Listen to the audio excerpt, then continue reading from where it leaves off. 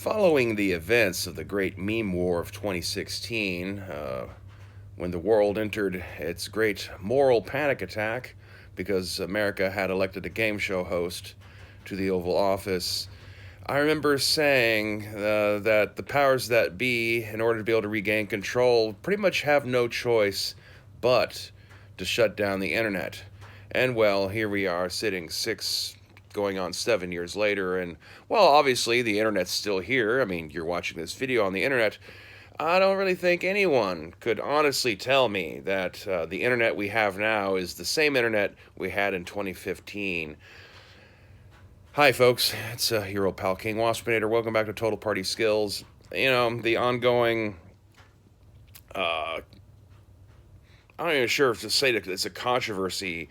The event that is the leak of the OGL 1.1, and how every little D&D channel that I've been following for years, even if not really watching their stuff, just to kind of just have a general idea of just, what the mood is and what people are talking about, unless someone's talking about something I actually really want to hear about. Like everyone's been talking about this. Channels that normally never dip into any of this kind of stuff are talking about this, and not in positive ways. I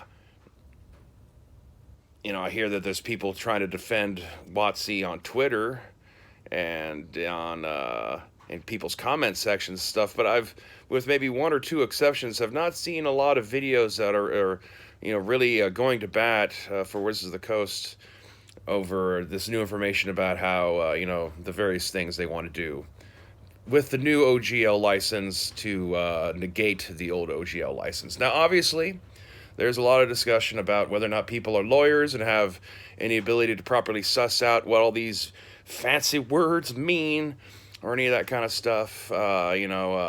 Just because one thing says it's deauthorized, does that really negate the previous thing saying it's in perpetuity unless it's unauthorized? There's a gray cloud there. I'm sure, though, that Wizards of the Coast has their own lawyers who participated in the writing of this OGL document, so it's not like they haven't had their own people put some thoughts to it. But yeah, there's a lot of gray zone as to exactly what they can do to enforce this.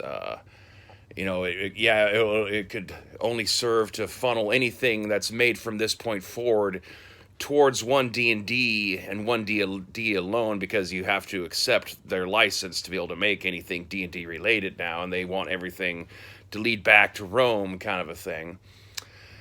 But, is it really going to be able to go back and take down all this old stuff that was made prior to the terms of the new license, with the grace of the old license? That's probably the strongest case against Wizards of the Coast. If there's any counter lawsuits or lawsuits over this, I'm sure that's all going to be central to the theme of those presentations in front of the courts.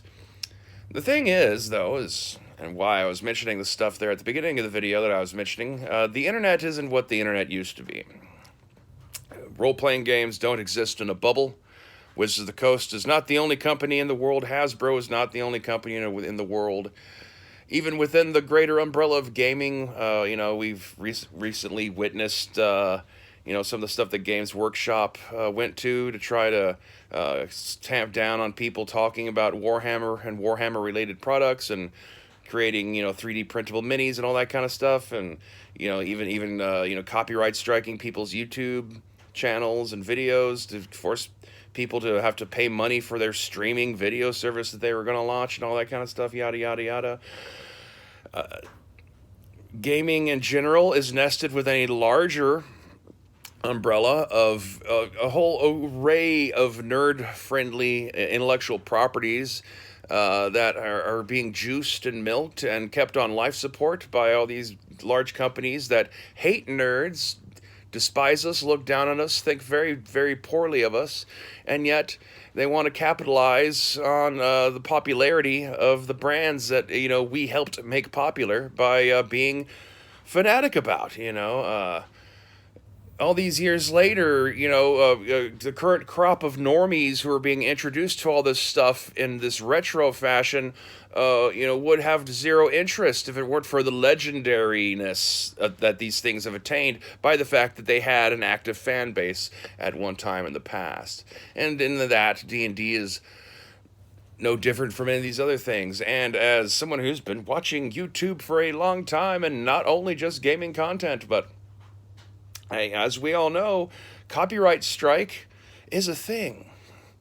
And they don't take, when Warner Brothers, wants to shoot down someone's video for a copyright strike because they used a few, microseconds of a clip of something.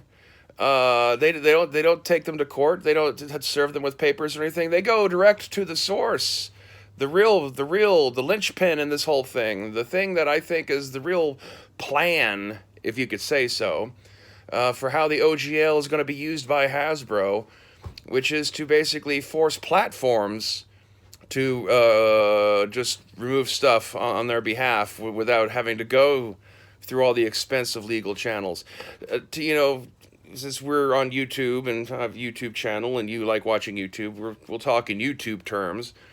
But say like they wanted to get like Games Workshop, and they because there are stuff in this OGL about you're not allowed to make videos about D&D, and to what degree does that actually mean? Are we not even allowed to talk about Dungeons and Dragons, or are we just not allowed to, videotape footage of us playing the products? We're not allowed to make like little animations? Are people allowed to make skits?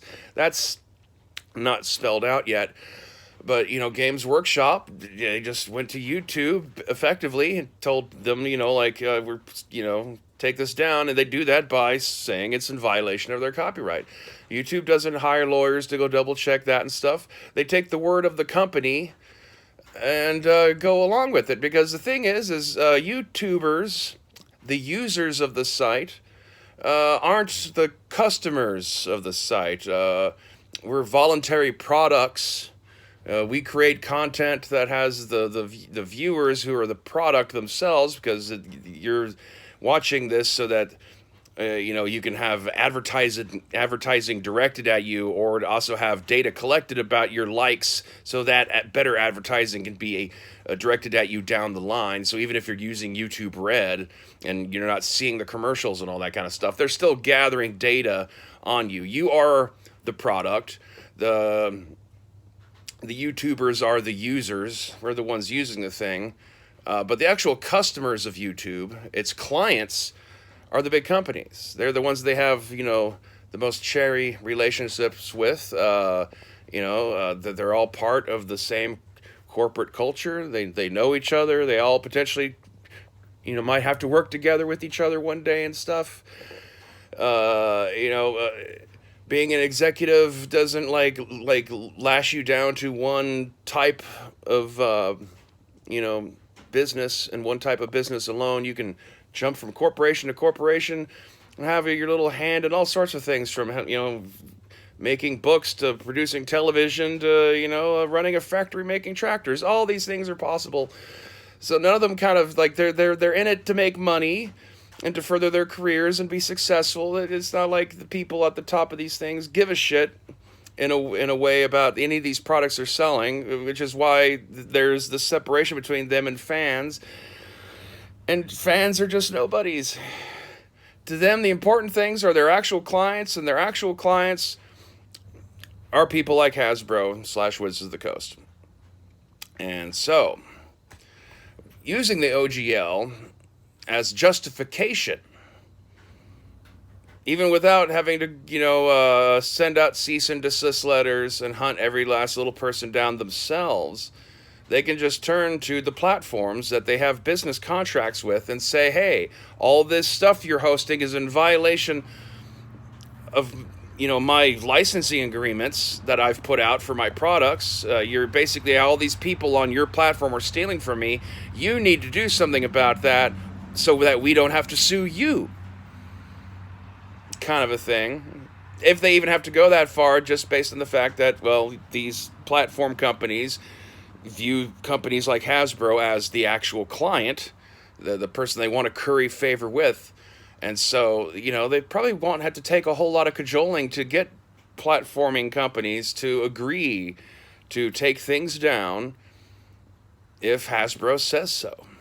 Now, this is all theory on my part. Obviously, you can see it's dark outside. It's not like these are, daytime conclusions or thoughts, and this is just me guessing and just kind of mulling through the situation and just applying just a little bit of knowledge about human nature.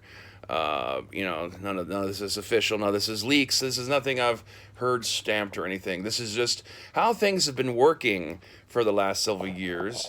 And even if it's, relatively new to our particular hobby, it doesn't mean it might not be coming soon to a theater near you. So, I don't know. We'll see. Only time will tell. And until then, you can hit like and subscribe. Check out Total Party Skills on Drive Through RPG, or look up some of my books on Amazon. And stay waspinated.